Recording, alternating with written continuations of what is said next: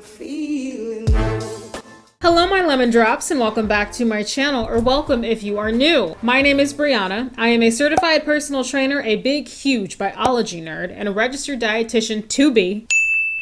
We are assembled here today for yet another tragic installment of me debunking to and reacting to the false information that distributors of multi-level marketing companies are passing on to the public. See this? See this script? 8 pages right here, okay? Buckle up. Grab your detox water, your health shake, your celery juice, whatever, and get comfortable because this is going to be a ride. Before we proceed, if you love science-based health, wellness, and fitness education with some lulls along the way, please hit that subscribe button. I would seriously appreciate it. Without further ado, let's make lemonade. Okay, so this first one that we've got is actually a reel by an Arbonne distributor. The song is that song that's like body yada yada yada yada. But because of that, I can't play the song because of copyright stuff. So to avoid any awkward silence, I'm going to sing it for you guys.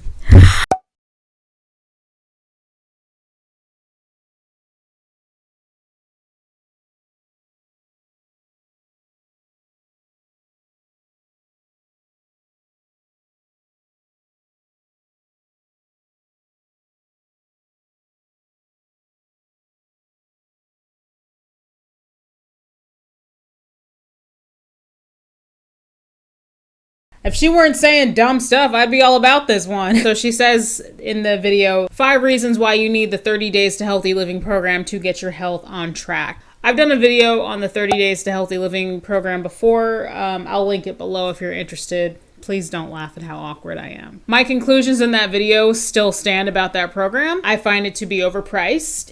You don't need it to achieve wellness. And it's just another restrictive fad/crash diet that you do not need. Also, it's distributed by a multi-level marketing company, which you should not support because multi-level marketing companies are an incubus viral plague on society.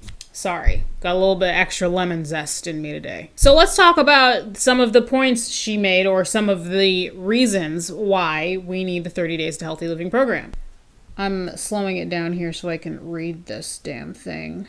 5 reasons why you should get your health on track with the 30 Days to Healthy Living. God, look at all that product. And the first one is at the top. It reads, give your body the reset that it needs to function effectively so that you can optimize how you feel as well as how you look. She spelled optimize with an S. She must be in Europe, right?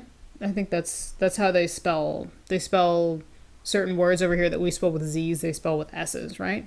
Or is that totally wrong and I'm just an uncultured swine? You guys know how much I absolutely despise the word reset in the context of like health and wellness and nutrition and that kind of stuff. Your body does not need to reset. The only time I find it acceptable to reset your body is if your heart has stopped and you are being revived with an AED. That is the only time I will accept someone using the phrase reset your body. Words like reset, refresh, cleanse are buzzwords that we hear a lot in the marketing of like wellness and like nutrition products. We often hear them used in conjunction with or advertising for like some kind of nutrition program that is aimed primarily at weight loss. In these programs, we often find that they discourage consumption of what I call trendy foods like gluten and soy, which are actually both legitimate and actually one of the top 7 common allergens. But in the last several years in the wellness community, they have kind of become targeted as bad foods. When in reality, again, the only people who really need to avoid gluten, for example, are people with celiac disease or people with non-celiac gluten sensitivity. And obviously, if you're allergic to soy, like me, I'm actually allergic to raw soy. So obviously, I would avoid soy. On the Arbonne 30 Days to Healthy Living website, they describe these foods as well as a few others they have listed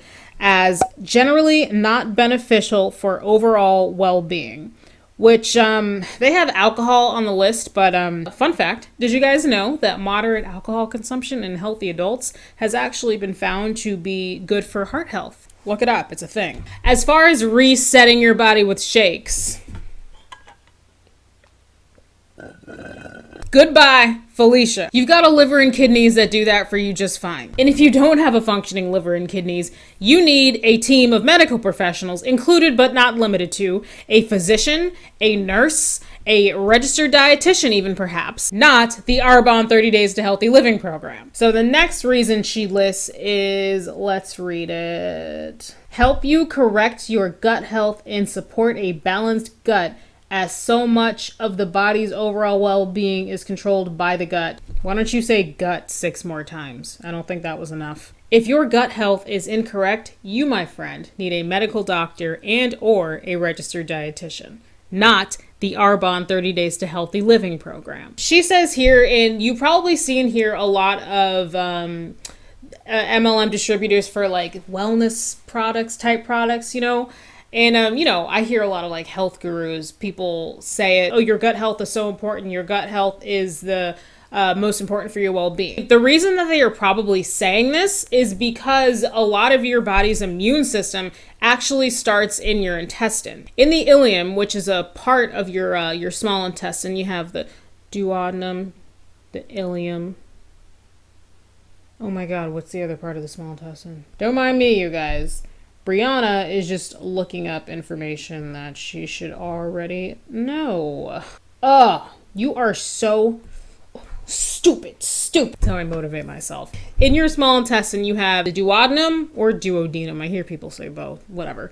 Duodenum, the jejunum, and then the lower section before, which is the last stop before it gets to your large intestine, is the ileum. And in the ileum is where you have these things called Peyer's patches. Peyer's patches are these small aggregated groups of lymphoid tissue dispersed throughout your ileum. And they basically, like I'm putting this super simply, they basically control the amounts of good and bad bacteria in your gut. And in doing this, they also play a big role in your body's immune health. Now, as far as Arbonne goes, they do have a pre and probiotic supplement as part of this program, but you can get pre and probiotics from plenty of foods and it will cost you a lot less than this program. Sidebar. Since I did my video about the Arbonne 30 days, this program has drastically increased in price. When I did my video on it, I think it was like $200 something. I'm remembering the number 266. So it was like in the like maybe mid to high 200s, I think.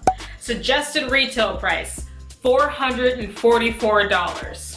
Preferred client price with 20% off SRP, $355.20. With 40% off SRP, $266.40. Now it is $460. That's like a car payment. That's more than a car payment for some people. Do you know how much real food you could buy with that? Just so you guys know, bananas have prebiotics and yogurt has probiotics. Boom, there, just saved you $457. Then the next thing she says, help you tune into the messages that your own body is sending you and identify what foods do and don't serve your own individual body so that you can drink and eat more intuitively. Okay, that, in my opinion, is just straight up nonsense. I have no idea how a restrictive program like this will actually teach you how to listen to your body and teach you how to eat more intuitively. I guess depending on the distributor that you ask, you might be just consuming nothing but like powders and pills all day. This program to me is the complete opposite of that. And if your goal is to like want to learn to like trust your appetite more and like to eat more intuitively, this program is completely counterintuitive. I also have a video on my opinions on intuitive eating too, if you want to check that out. I'll link it below. So next one, she says, learn about healthier food alternatives, how to use food as fuel, and how to support your body's nutritional needs. I mean, yeah, the program, when I looked over it, when I did my video about it anyway, it does include recipes. But you know where else you can find like delicious, healthy recipes? Pinterest. Yeah, I talk a lot of crap about Pinterest for a lot of the like ridiculous and just crazy like health and wellness kind of advice that they have. But once you weed through the crazy stuff, Pinterest is actually a wealth of information for like really delicious and really good like recipe ideas. And also Pinterest won't charge you $460, just saying. And then the last one, help you establish healthy habits so that you can live and maintain a healthy lifestyle. Yeah, they love to say that about this program, but the truth is that it is restrictive and completely unsustainable. There are a lot of ways to learn to establish healthy dietary habits, and I just don't think that this program is one of them. Next. All right, so the next one we have on tap is a series of photos. I found this one on the Anti-Beachbody Coach. So thank you very much to you for sharing this disaster with the world. So we're about to take a look at a Beachbody distributor who is, from what I understand, pretty high up in the company. In this series of screenshots, she's answering a question that somebody asked about how this individual could balance a history of disordered eating with Beachbody's nutrition plans, which are notoriously restrictive. First slide. I suffered with disordered eating in the past. How do I balance that with nutrition plans? Second slide. She says 2 nutrition plans, 1 macro portion container based and 2 visual intuitive eating plan. I think the macro portion container based one that she's talking about, I think that this is their famous 21-day fix program. It's the one with the containers, which yes, I will do a deep dive on it. I promise. I see your comments. It's coming. Directly from the Beachbody On Demand website about the 21-day fix, they say, first things first, the 21-day fix eating plan. It's a common sense method for planning and eating healthy meals that you can sustain well beyond 21 days. It's a portion control eating plan, so no elaborate calculations or weighing. That's what the containers are for. Each color-coded container corresponds to a type of food. More details on the containers below. If it fits in the container and it's on the approved foods list, then boom, you're done. Well, that sounds easy. You're not going to feel deprived or hungry because each meal is roughly 40% carbohydrates, 30% protein, and 30% fat. A balanced combination that won't leave you craving junk food or empty calories. So I take it Oreos are not allowed on this. But if Oreos fit in the container... Something that I want to point out, in the last paragraph, they say you won't feel deprived because each meal is roughly 40% carbs, 30% protein, and 30% fat. I know they're just talking about per meal, but that percentage for carbohydrates is actually slightly lower than the AMDR, which means acceptable macronutrient distribution ranges, recommended by the DGA, which means Dietary Guidelines for Americans, which is updated every 5 years. The dietary guidelines are published with the United States Department of Agriculture, as well as the United States Department of Health and Human Services. Sorry, I had to look at my notes for that one. In the dietary guidelines, the AMDR, for most healthy humans, they recommend that 45 to 65% of your daily calories come from carbs, 10 to 35% of your daily calories come from proteins, and 20 to 35% of your daily calories come from fat. In the DGA, I have seen them advise 25 to 35% of calories for fat for certain age groups and genders, but in general, the recommendation for fat is 20 to 35% of your daily calories. That is what they're drilling into my head right now with school. I will actually have the dietary guidelines linked below if anybody's interested. 2020 through 2025 ones are out now, so I'll link it below. Anyway, the 21-day fix, them having about 40% of your calories come from carbs is slightly less than what the AMDR recommends. It's not that much less, but it's just an observation. And then the other thing she listed is that they have this visual intuitive eating plan. I was not sure what program she was talking about. So I actually took to Instagram and asked you guys, and the consensus was that she was talking about the Beachbody program called 2B Mindset. Now, this may surprise you guys. I think the 2B Mindset is perhaps one of the best and least restrictive non-customized nutrition programs that I've seen floating around in the social media. It was made by a dietitian. That's cool. From some really brief, non-super invasive research, it looks like the 2B Mindset isn't that bad. But like I said, I haven't dove super deep into it yet. That conclusion is being drawn from some very brief and very shallow research, so my mind could change when I find out more information about it. Editing Brianna here. I just wanted to pop in and say, before, hopefully I'm making it before you start your angry comments about how horrible you think the 2B Mindset is. I'm not saying yay or nay. My opinion as of filming this video is still inconclusive because this is not a deep dive on the 2B mindset. I have seen a lot of mixed stuff about it. I've seen some people say, oh, it helped me like learn to eat more intuitively and it helped me stop relying so much on like dieting. But then on the other hand, I had somebody tell me that it's horrible because it tells you to weigh yourself every day. I don't know if that's true. I tried to look into that online and I didn't find anything to confirm that. If that is true, it's horrible. Personally, I disagree with daily weighing, but you know, I don't know. Overall, my opinions about the 2B mindset are still inconclusive. I just want to reiterate that before people start to dig into me for saying, you think it's a good thing. Well, I didn't say it was a good thing. Like I said, on the surface, it doesn't look terrible. It's definitely less restrictive than the 21-day fix program, which I think is a good thing.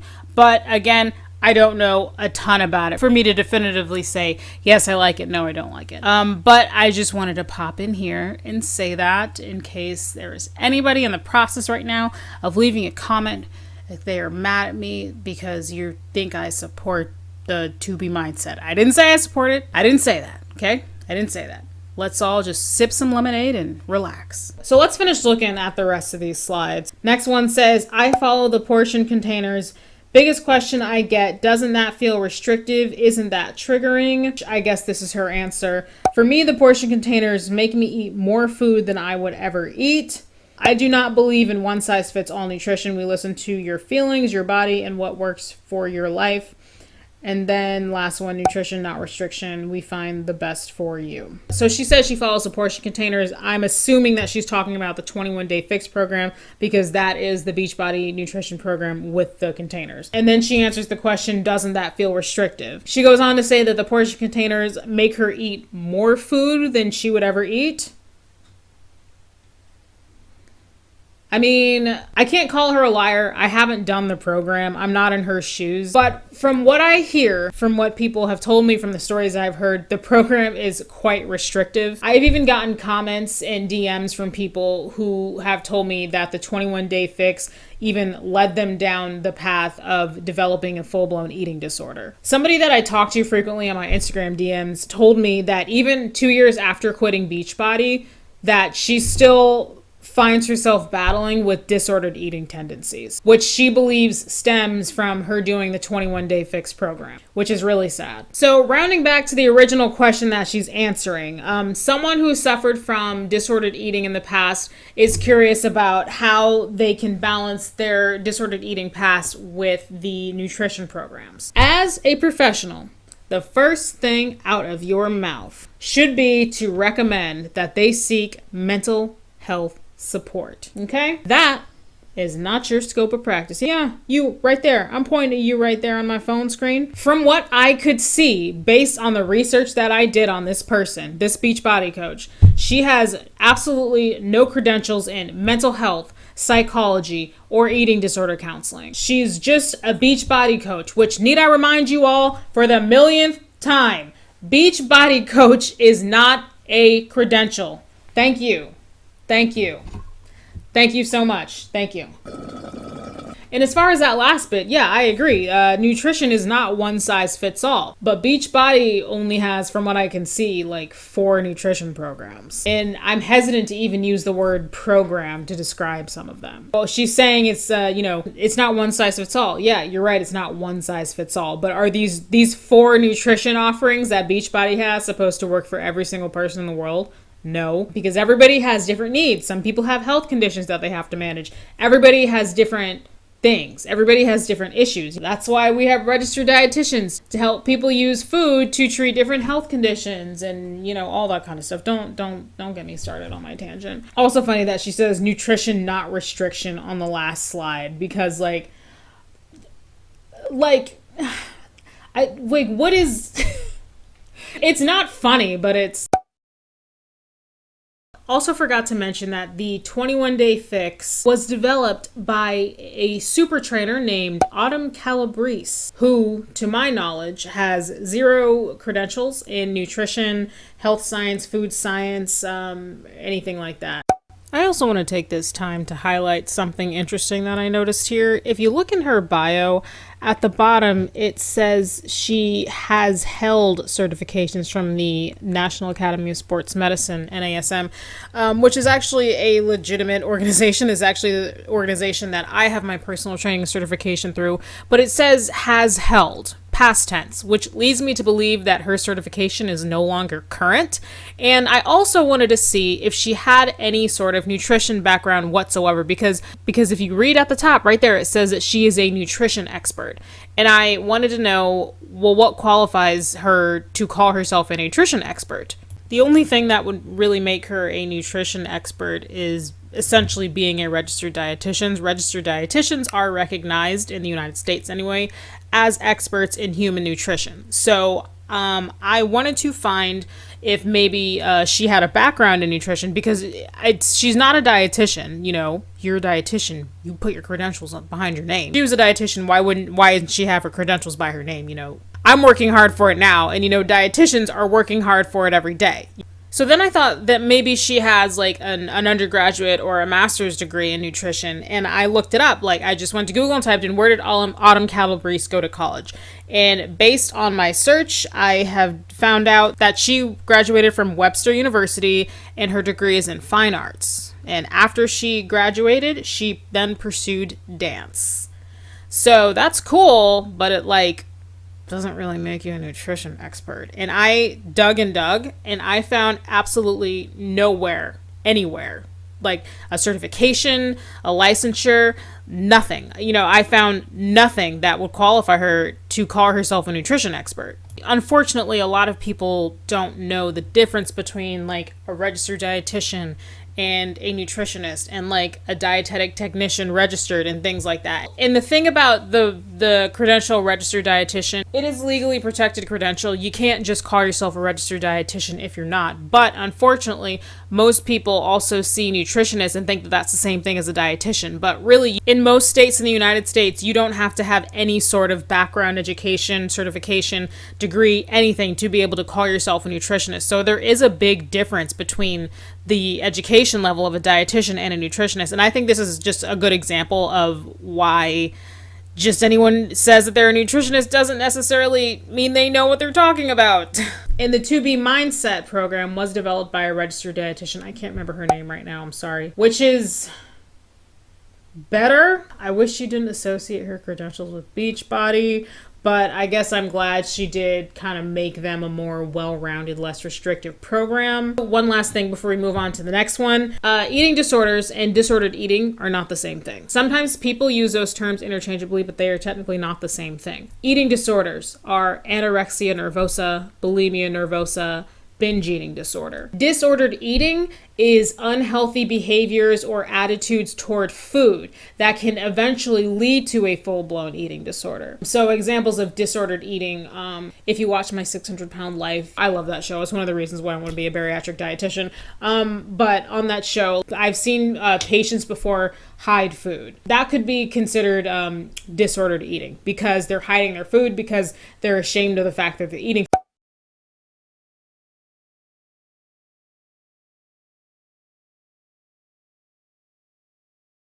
Just FYI, let's move on to the last one. Okay, so this last one that we're going to look at, I know we're only looking at 3 today, but this is still going to be a long video. In fact, I saved this one for last because we're probably going to be spending the most time talking about this one. This last one is a reel that was sent to me, and it is very alarming. So thank you to the person who sent this to me. This is another Beachbody distributor who, from what I understand, is quite high up in the company. Let's watch this thing. Common signs that your body is not ready for weight loss. Thin or brittle hair and nails. You're not sleeping well. You're backed up, if you know what I'm saying. You have irregular or missed cycles. You lack mental clarity. Your hands, feet, and bottom get cold. Yep. Your bottom. And you have low or no libido. Instead of making weight loss your primary goal, focusing on your cortisol levels, your blood sugar, the health of your gut, and decreasing chronic inflammation in your body needs to be your starting place to prime your body for weight loss. This just happens to be a subject that I know a lot about. So if you need help in these areas, don't hesitate to reach out. Yes, I will hesitate to reach out, ma'am. As we just saw, she was listing off 7 signs that our bodies are not ready for weight loss. I tried my darndest to find sources for everything she was saying. I looked in the caption to see if I could find her, you know, see if maybe she linked anything. But the caption had hardly anything to do with what she said in the reel. I can basically sum up the caption for you. I'm so healthy because I'm full of supplements. DM me and we can talk about it more. Yeah. Not helpful at all. Let's go down the list and let's talk about each of these 7 signs. First and foremost, I don't understand her ideals with any of this. This to me is comparable to like, you know that person that's been smoking for like 20, 30, 40 years and they have no signs of like showing, you know, mouth, lung, cancer, anything like that. Like, I know people like that. I have people in my family like that. To me, this is comparable to someone being like, you know, you've been smoking for 40 years, but you don't have lung cancer, so it's fine. You don't have to stop smoking. Like, what? Okay, so the first one, thin or brittle hair and nails. Thin, brittle nails, from my education, is very frequently a sign of a nutrient deficiency. I've never, ever learned or even heard anyone say, I guess until now, that thin, brittle nails is a sign that your body does not want to lose weight. Like, what does that even mean? It's more than likely a nutrient deficiency. Again, get checked out with your healthcare team. You're not sleeping well is the next one, she says.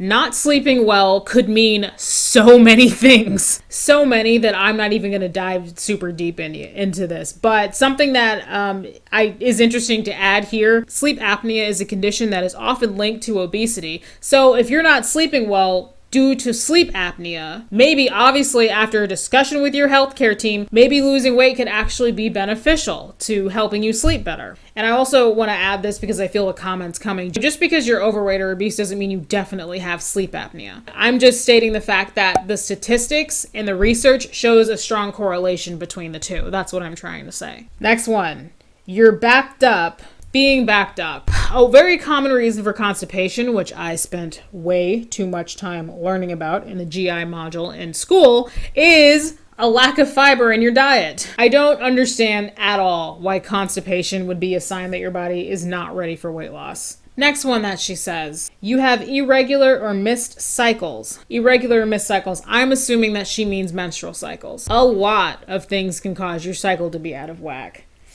Like, a lot of things. If your cycle's weird, you need an OBGYN, okay? Not a Beachbody coach making these silly reels on the internet. God. Next one. You lack mental clarity.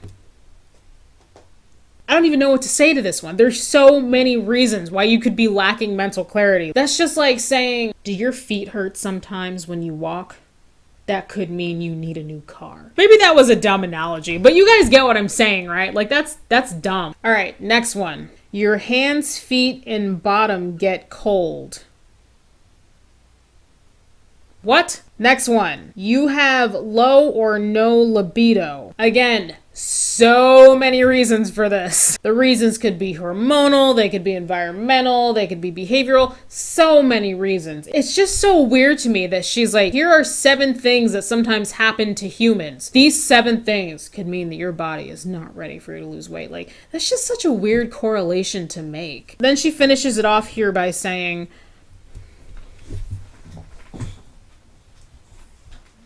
what? She nudged it forward. And you let her come in here. Max, I'm leaving. Where are you going? I'm sorry. I really was just going to let you finish it out. It's taking a long time. This is a long video. This is an 8-page script. Where are you going? Stop! Babe. Babe. You smell like my lotion. Did you use my lotion again? Yeah. Get off! Alright, get out. That was the husband. Anyway, so then she finishes off by saying, if you have any of these issues, weight loss should not be your primary goal, but you instead need to focus on your cortisol levels, your blood sugar, and the health of your gut, and decreasing chronic inflammation. As far as the cortisol goes, cortisol is sometimes called the stress hormone because it's secreted by your body in times of stress. It's secreted by the adrenal glands that sit on top of your kidneys, like little hats right on top of your kidneys, like they're almost like triangle shaped, like a pyramid. Your body's a pyramid scheme. And then she says your blood sugar, the health of your gut. Oh, good God. If I took a shot for every time I heard an MLM distributor or a health guru say gut health. I'd be wasted 24/7. Find a new word. And then she also says by decreasing chronic inflammation. And then she says that she knows a lot about this stuff and we should reach out to her if we need help. You all may be wondering now what her credentials are to be delivering this kind of advice and offering people help on this. Well, you idiots, she happens to be a social influence strategist and mama mentor. She also calls herself a holistic product expert.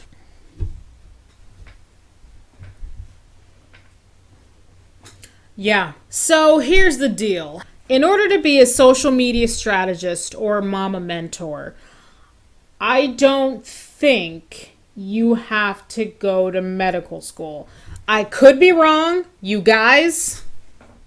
I could be wrong. I kind of feel like maybe we should not be taking this kind of advice from this person. She offered no sources to substantiate anything she said in this reel. I have never in my life, and you guys, I say it all the time. My undergraduate degree is in biology. I've worked in the healthcare field before. I'm in school to be a dietitian. Obviously, I'm not a doctor, but I know science and I know biology. I have no idea what she's talking about with any one of these. Oh, your nails are brittle, so that means you don't need to lose weight. Like, what? Awfully bold to be saying things like this on social media when you're not a health professional. Another thing that's interesting is, her saying things you should work on before you try to lose weight. You need to decrease your body's chronic inflammation to prepare it for weight loss. There's a lot of research out there that shows a correlation between obesity and inflammation. And that's because it's been observed that adipocytes, fat cells, secrete pro-inflammatory cytokines, which have the fancy name adipokines, like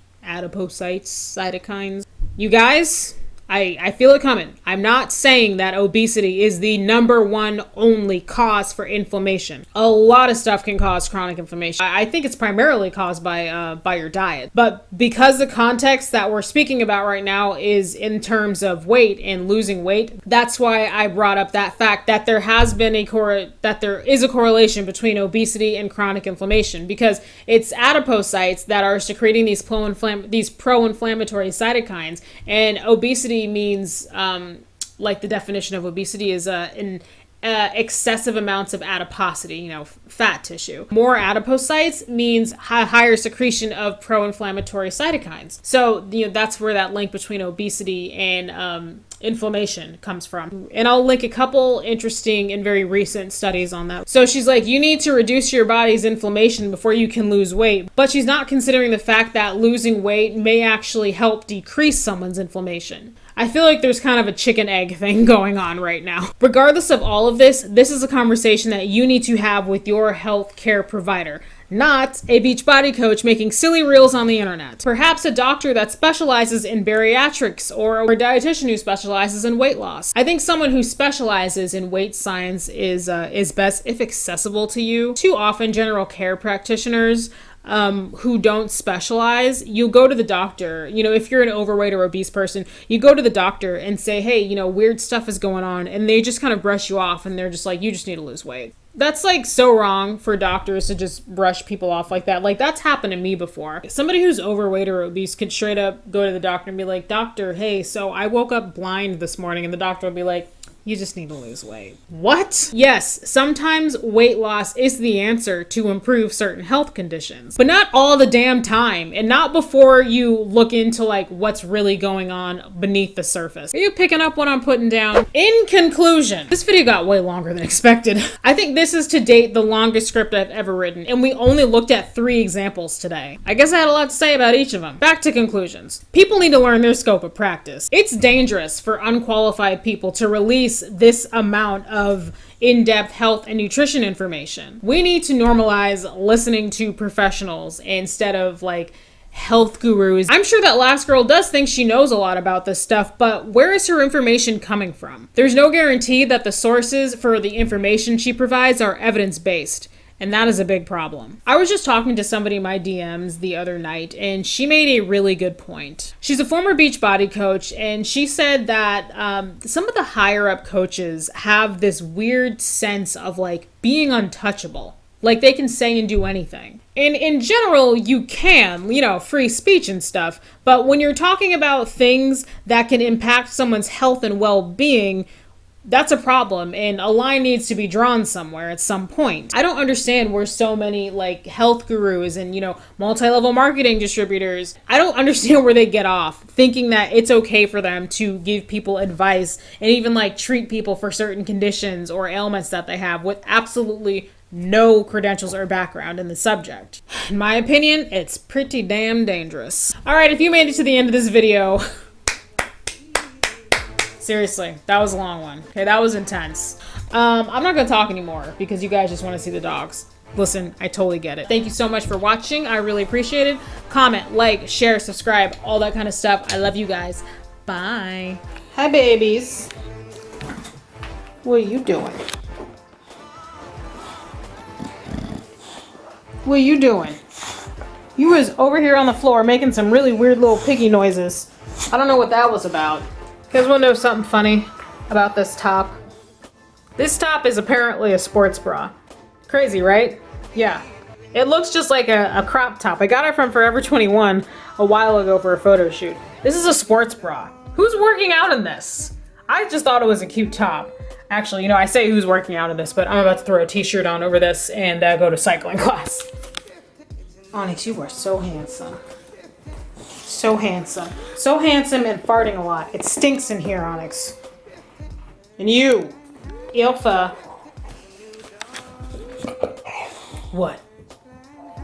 What? What's up? Yeah, I know. What's up? I know. I know. What are you gonna do about it? That's it? You guys just, I didn't catch it. She ran into my leg. Say bye.